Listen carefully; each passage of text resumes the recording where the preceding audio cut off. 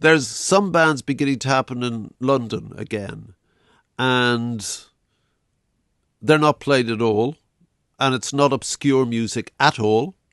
It's fantastic, and if you're a sort of 70s, 80s head, you'd go, Well, no, wow. I'm not. No, But this is their springboard. This is where it's sort of coming from, and it's very panoramic, and it's proper English rock and roll. They're beautiful looking boys who dress fantastically. Not saying I am beautiful, I dress like the New Romantics, but just they are. They There's just a look, style. They just look like rock and roll guys. You go, yeah, this is proper stuff, and they don't care about getting airplay. And this is the new thing, like, you know, they can go on this thing and try and work their career, but you can't. You still need the big push. And then tour. Yeah.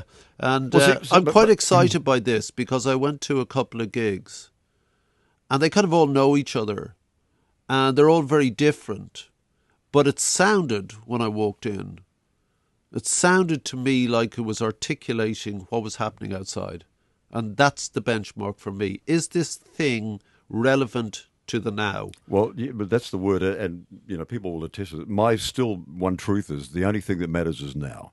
What happens happened before or will happen to somebody else's opinion. So it's always about right now. Which is why an Elvis or a Frank Sinatra or a Bob Dylan or a Sex Pistols track or a whomever, put it on, and it'll be, you go, wow.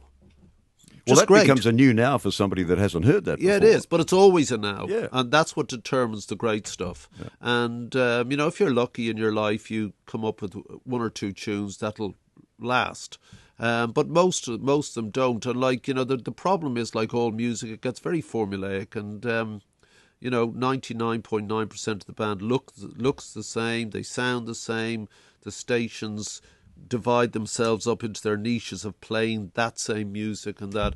I don't think it was ever not thus. The problem is that there's so many ways of transmitting this shit. So how do you get to something that appeals to you and works? And how do you get that, frankly, where a lot of people hear it, so it becomes the dominant theme and music sound of that time, and out of that springs great creativity. Because the regional thing's disappeared now, hasn't it, on the planet, where we had regions of music. I think what happened is that pop won.